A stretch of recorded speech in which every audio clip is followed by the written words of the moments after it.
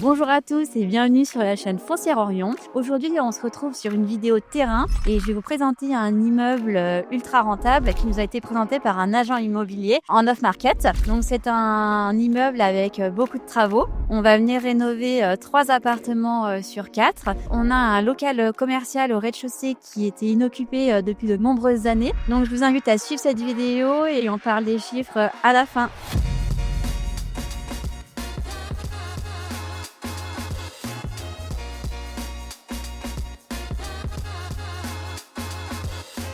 Donc concernant l'extérieur, nous n'allons pas refaire la façade puisqu'elle est plutôt en bon état. Par contre, les huisseries vont être remplacées, porte-palières également. On va venir retirer tous les câbles apparents en façade pour que la façade soit beaucoup plus propre. On va venir également repeindre la rambarde des escaliers, le soubassement et au niveau de la toiture.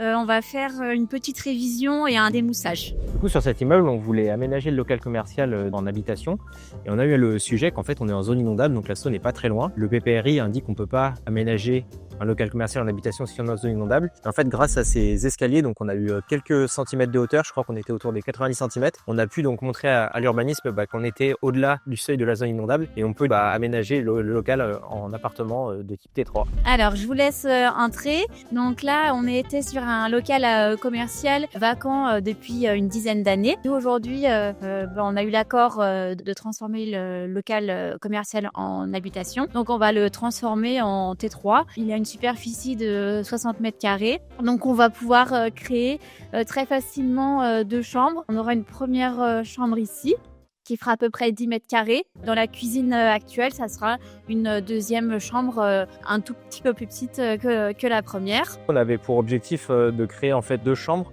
et toi, tu as réussi à faire les plans pour que les 2 chambres fassent à peu près 9 mètres carrés, ce qui est une taille minimum pour une chambre, non pas réglementairement, plutôt pour l'usage. Celle-là, elle fera à peu près 9 mètres carrés, celle-là 10, tu disais. Et la difficulté, c'est que tu as dû isoler un petit peu les extérieurs, non, c'est ça? Ouais, c'est ça. Alors, on a fait intervenir notre diagnostiqueur qui nous a fait des projetés.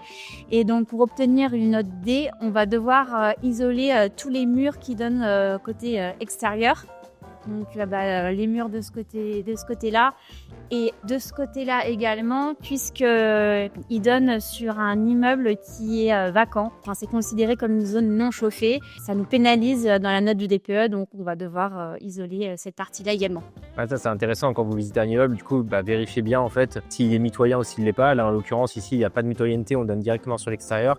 C'est la même chose sur le devant et sur l'arrière. En plus on a un diagnostiqueur assez tatillon qui a identifié qu'à côté le local commercial il n'était pas occupé. Il le considère du coup comme vacant et ça nous oblige à isoler cette partie-là de manière entre guillemets temporaire, parce que si demain il devait être amené à être loué, on n'aurait pas besoin. Mais voilà, on se dit qu'on fait le DPE, on fait les choses bien, ce sera aussi pour le confort du locataire. Donc là on va isoler les 4 murs, donc thermiquement ce sera top. Par contre c'est un coût aussi et ça limite forcément un peu la surface. De ce côté-là, on va venir installer une cuisine équipée. On travaille très souvent avec le même cuisiniste qui peut nous sortir des cuisines très qualitatives pour un budget de 3 500 € maximum. L'idée c'était de la faire dans le linéaire, comme ça nous permet d'avoir un peu moins de coûts que si on comptait faire des angles. Puis là pareil, on voit que ça du coup c'était un ancien local de type coiffure je pense. Et l'intérêt du coup c'est qu'on crée les évacs en fait directement en descendant dans la cave qui est juste en dessous, donc on va pouvoir carotter, faire un percement. Ça permettra de créer des évacuations qu'il n'y a pas aujourd'hui pour installer la cuisine qui est ici. Dans le fond, on va venir créer une salle de bain de taille très confortable. Donc pareil, comme on a la cave juste en dessous, on va pouvoir reprendre toutes les évacuations. Ça sera très pratique. Et ensuite, juste derrière, on va venir créer, donc ça sera un dressing ou un coin de stockage selon les besoins du locataire. On va venir également remplacer toutes les huisseries et les portes palières. Ici, on a un mur porteur en fait qui sépare l'avant du local et l'arrière du local. On a pris la partie en fait du coup de le conserver, parce que si on avait dû l'ouvrir, on aurait dû mettre un IPL. On est au rez-de-chaussée d'immeuble, donc il y a quand même pas mal de charges avec les étages supérieurs. Donc l'idée, on s'est dit, tant pis, on garde ça, c'est pas optimisé. Si on avait dû choisir l'appartement sans les murs, on n'aurait pas mis un mur ici, c'est évident. Ça fera quand même une grande buanderie, une grande salle de bain derrière. Et, on est dans le locatif, on a pris le parti en fait, du coup, de garder ce mur porteur pour aménager toutes les pièces d'eau qui seront grandes. Donc on crée, comme le disait Mélanie, dressing et buanderie derrière. Et la partie salon sera un peu plus petite que si on avait pu dessiner correctement les plans sans contrainte liées à ce mur. Et donc, pour cet appartement, on a budgétisé 45 000 € de travaux. Le revenu locatif projeté, on sera sur 650 € charges comprises. Donc là, on est dans les parties communes de l'immeuble. On identifie bien qu'on a un compteur Linky pour les parties communes. Juste au-dessus, on a bien les 3 autres compteurs Linky pour les autres appartements. Ils sont bien distincts, tout est OK pour cette partie-là. On a également un des appartements qui ne va pas être rénové puisqu'il est en très bon état. C'est un T3 en duplex et il est loué. C'est le seul appartement qui est loué aujourd'hui. Par contre, on est sur un loyer assez faible. Aujourd'hui, le loyer de 375 €. Donc, on sait que le jour où le locataire partira, on pourra très facilement revaloriser le loyer. Donc là, on arrive dans le deuxième appartement. Donc, c'est également un T3. Il fait 50 mètres carrés. On a une cuisine... on va venir la remplacer puisqu'elle est assez vétuste. On va passer sur une cuisine un peu plus moderne. Pour celui-ci, on va pas changer la configuration des pièces. C'est plutôt un rafraîchissement. On va remplacer les sols, refaire toutes les peintures, reprendre une partie de l'électricité, installer une VMC et remplacer la douche et le meuble vasque. Du coup, au niveau de l'implantation, là, c'est pareil. On a quand même la contrainte du mur porteur qui est ici, qui sépare de la cuisine qu'on a pu voir juste avant et le salon. Et c'est vrai que voilà, pareil qu'Urba, si on avait pu avoir des cloisons qui soient entre guillemets démolissables facilement, on aurait agencé l'appartement différemment, mais on est dans du locatif, on va faire du homestaging. Comme l'a dit Mélanie, on va refaire les sols, on va refaire les peintures, etc. Mais on va pas toucher à la disposition parce que ce serait trop coûteux en fait par rapport au rendement locatif qu'on pourrait avoir dans la foulée. Pour cet appartement, les fenêtres sont en bon état, donc on ne prévoit pas de les remplacer. On va seulement remplacer une fenêtre de toit, un Velux qui est trop ancien et trop abîmé. Voilà. Sinon, sur les fenêtres, tout est OK. Comme les radiateurs, il y a des radiateurs qui ont été remplacés récemment. On est sur des convecteurs modernes, des convecteurs 3 étoiles. Donc, certains modèles, on les conserve.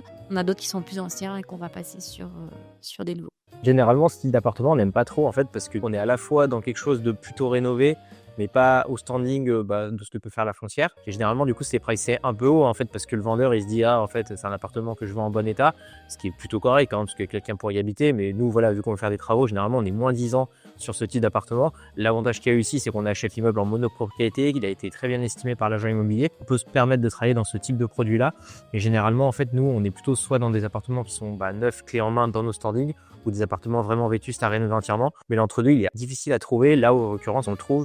Donc voilà, c'est pour ça qu'on est vraiment sur du homestaging avec dans la cabine de douche, comme le disait Mélanie. On refait les peintures, on fait le sol. Mais on peut pas aller plus loin parce qu'en fait, sinon, ça deviendrait du coup un appartement qui est trop cher par rapport au prix du marché et on se retrouverait en moins value latente. Une fois qu'on aura terminé les travaux de rénovation, on vise le DPED du coup sur cet appartement avec de l'isolation. Comme on a pu le voir sur le local commercial qu'on va transformer en appartement juste en dessous au rez-de-chaussée. Pour cet appartement, nous prévoyons un budget de 20 000 € de travaux et le loyer estimé sera de 650 € également. Et enfin, on termine par le dernier appartement. Donc celui-ci, c'est un studio. On peut dire que c'est un T1 bis. Il fait une surface de 30 mètres carrés. Pour celui-ci, pareil, on va venir remplacer les sols, refaire toutes les peintures. Pour la cuisine, on va venir casser le bar pour faire une plus grande pièce de vie. Et puis, venir installer une petite cuisine équipée. Le coin nuit se trouve juste au-dessus. On va venir repeindre tout en blanc pour donner un effet un peu plus moderne. Ce qui est intéressant sur ce type de biens en dernier étage qui sont un peu mansardés, c'est le volume. En fait, en surface carresse, il n'est pas si grand que ça. Mais avec le volume, là, on doit peut-être avoir quasiment 4 mètres de hauteur sur le plafond au étage. On a l'impression que l'appartement, il est beaucoup plus grand visuellement. Et ça, le locataire, du coup, quand il va venir pour la première fois dans l'appartement, il aura vraiment un a priori très positif dès premier pas dans l'appartement. Les Velux ont été remplacés récemment, donc on va les conserver, ils sont en très bon état. Par contre, on va venir remplacer la fenêtre en bois juste ici, qui est un peu vétuste, par une fenêtre en double vitrage PVC.